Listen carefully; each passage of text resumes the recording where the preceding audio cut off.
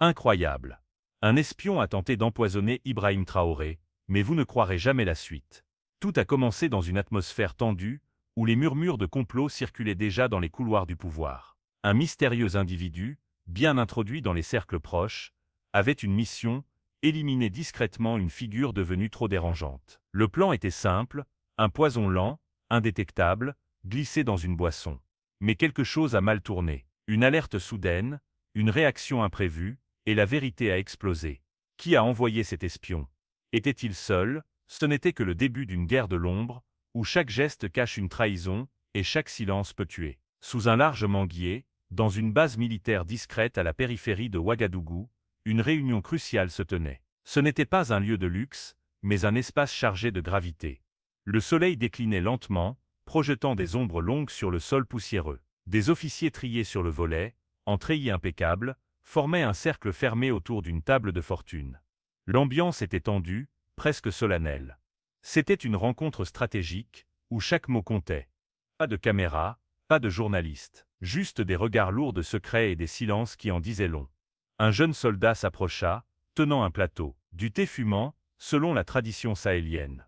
3 services successifs, le fort, le doux, puis le sage. Il fit le tour des officiers, s'arrêtant devant l'homme au centre de l'assemblée. Les yeux du soldat croisèrent brièvement ceux de l'un des généraux. Quelque chose clochait, mais personne ne dit mot. Le thé fut servi. Quelques gorgées furent prises. Et c'est là que tout bascula. Une intuition, un goût étrange, un geste retenu, l'air devint plus lourd encore. Le silence fut brisé par un regard. Le piège venait d'être découvert.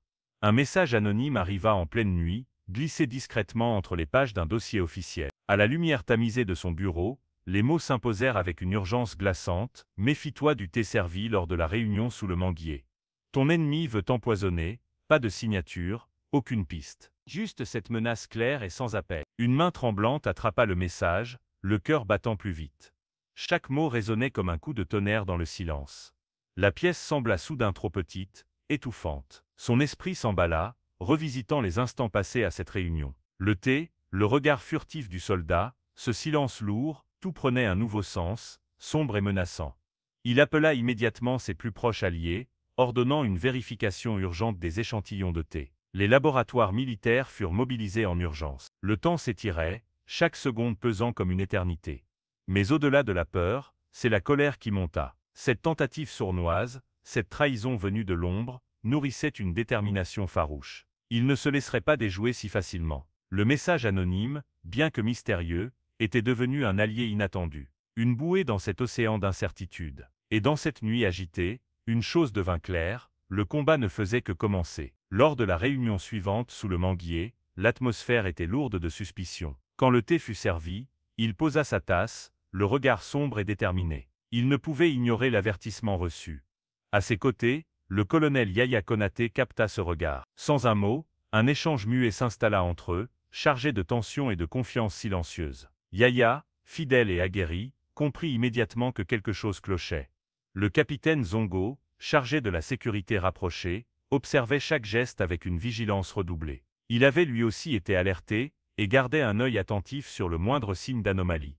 Alors que les convives s'apprêtaient à trinquer, Traoré fit un pas en arrière, refusant calmement le thé. Un murmure parcourut l'assemblée, mais personne n'osa contester. La tension monta d'un cran, Zongo s'empressa de récupérer la tasse suspecte, et la confia pour analyse immédiate. Dans ce moment critique, chaque seconde comptait. L'enquête rapide révéla la présence d'un poison subtil, invisible à l'œil nu. Ce fut un choc, mais aussi une victoire silencieuse. La tentative d'empoisonnement avait échoué grâce à la prudence et à la vigilance collective. Ce jour-là, sous le manguier, un complot fut déjoué, une vie sauvée, et une menace révélée. Traoré sut que le danger rôdait toujours, mais il avait aussi pris conscience de la force de son entourage.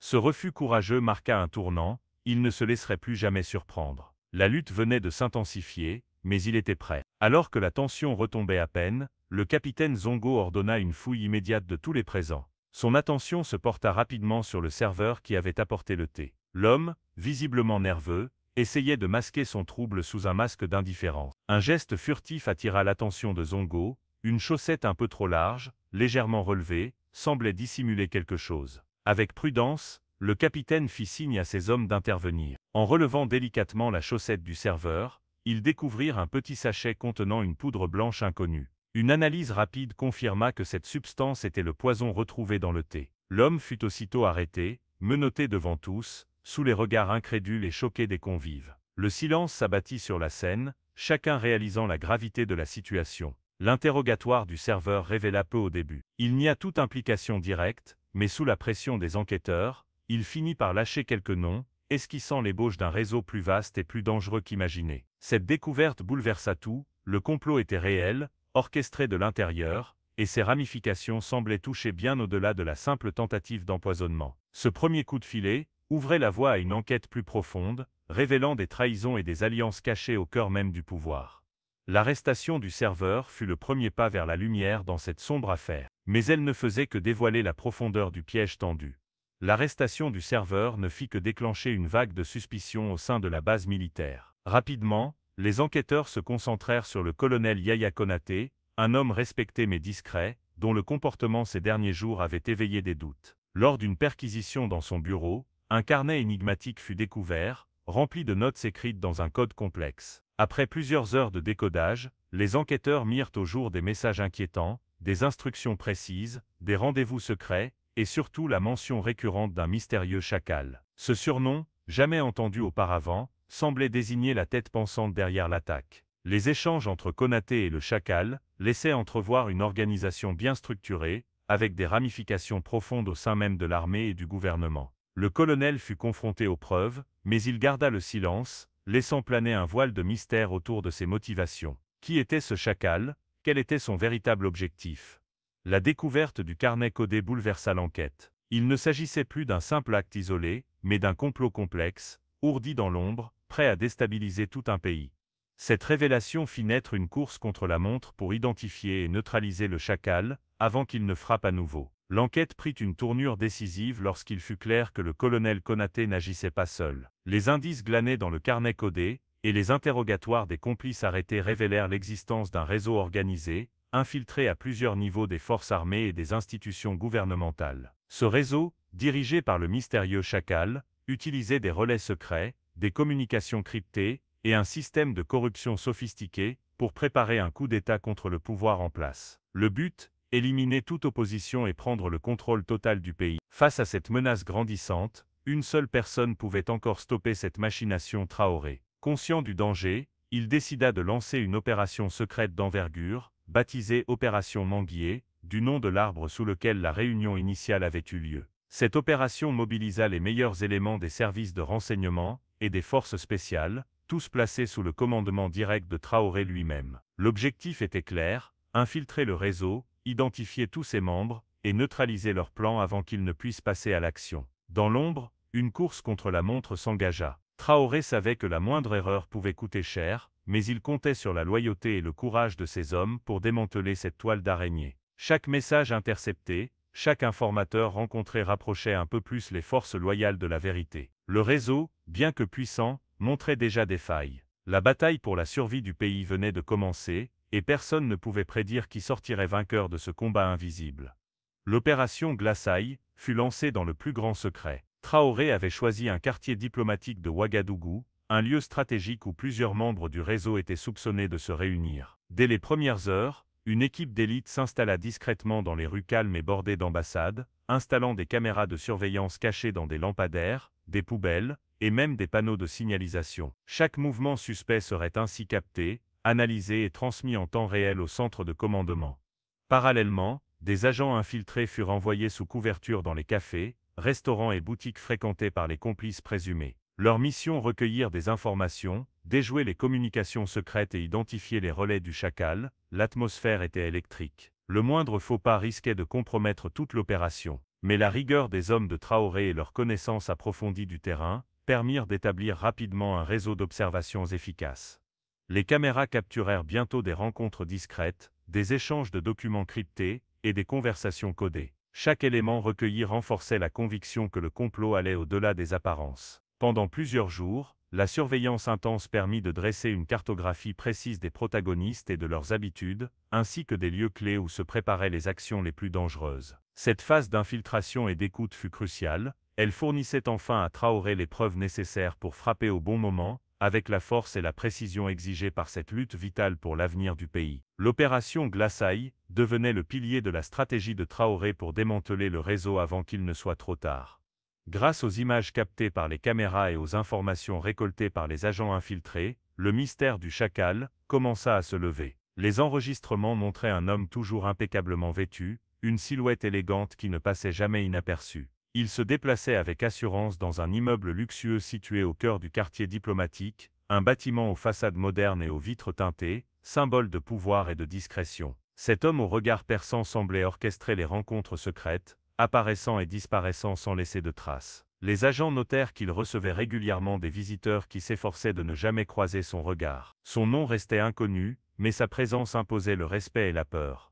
Les conversations interceptées révélaient des échanges codés autour d'un réseau tentaculaire, dont il semblait être le cerveau. Les documents cryptés découverts plus tôt dans le carnet du colonel Konaté prenaient soudain tout leur sens. Ce chacal contrôlait plusieurs relais, organisant des complots et des manipulations.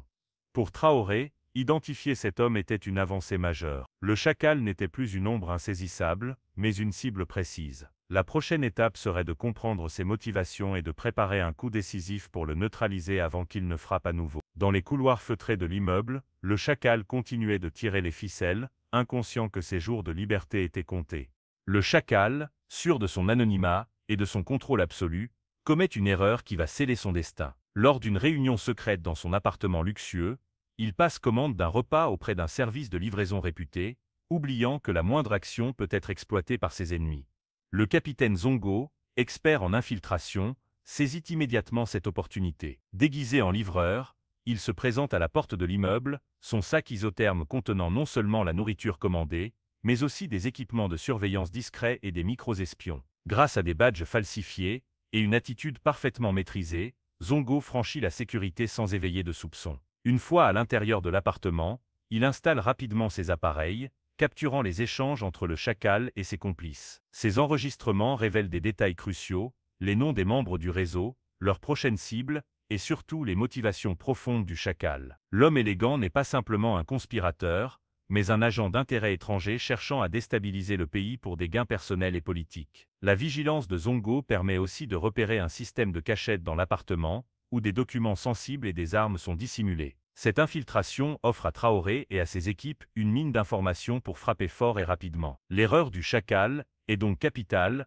En faisant confiance à un simple service de livraison, il a ouvert une brèche dans sa forteresse. Cette faille sera exploitée pour démanteler son réseau et assurer la sécurité du pays. Traoré, informé en temps réel, prépare déjà l'assaut final, confiant dans le courage et la ruse de ses hommes, prêt à mettre fin à ce complot sournois. Lors de l'opération d'infiltration, le capitaine Zongo et son équipe découvrent une conversation capitale, enregistrée en secret dans l'appartement du chacal. La voix grave et posée d'un homme se fait entendre, détaillant un plan machiavélique visant à déstabiliser le Burkina Faso. L'homme révèle son nom, Alexandre Morel, un ex-officier français, autrefois respecté dans les cercles militaires européens. Son ton froid et calculateur laisse peu de place au doute. Il parle de réseaux, d'influences et d'alliances occultes, montrant qu'il est à la tête d'un complot organisé contre le pays. Morel explique comment il utilise son expérience et ses contacts pour manipuler des figures clés, semer la discorde et fragiliser le gouvernement. Il évoque des financements occultes, des agents infiltrés, et surtout, la tentative d'assassinat par empoisonnement pour éliminer toute opposition. Les enregistrements montrent aussi son mépris pour la souveraineté du Burkina Faso, affirmant que ses actions sont justifiées par des intérêts supérieurs, souvent liés à des puissances étrangères cherchant à garder le contrôle dans la région. Cette révélation fait l'effet d'une bombe pour l'équipe de Traoré. Alexandre Morel n'est pas un simple conspirateur, mais un acteur majeur du complot, avec un passé militaire et des ressources considérables. La sécurité nationale est gravement menacée, mais grâce à cette preuve accablante, Traoré peut désormais demander une coopération internationale pour neutraliser Morel et ses complices. L'étau se resserre autour du chacal, et l'espoir renaît pour le Burkina Faso. Cette révélation marque un tournant décisif dans l'enquête, donnant un visage précis à l'ennemi et préparant le terrain pour la confrontation finale. La tension est à son comble à la villa présidentielle. Traoré décide d'organiser un dîner officiel, apparemment pour apaiser les tensions diplomatiques, mais en réalité pour piéger Alexandre Morel. Chaque détail est minutieusement contrôlé. La cuisine est placée sous haute surveillance, les chefs, les serveurs, et même les fournisseurs sont rigoureusement vérifiés. Aucun ingrédient ne peut entrer sans être scrupuleusement inspecté. Le service des boissons est confié à un agent infiltré, prêt à intervenir à la moindre anomalie. Morel est invité sous couvert d'une rencontre diplomatique, sans qu'il se doute du piège qui se referme sur lui. Il arrive dans sa tenue élégante, sûr de lui, ignorant que chaque plat a été analysé et sécurisé.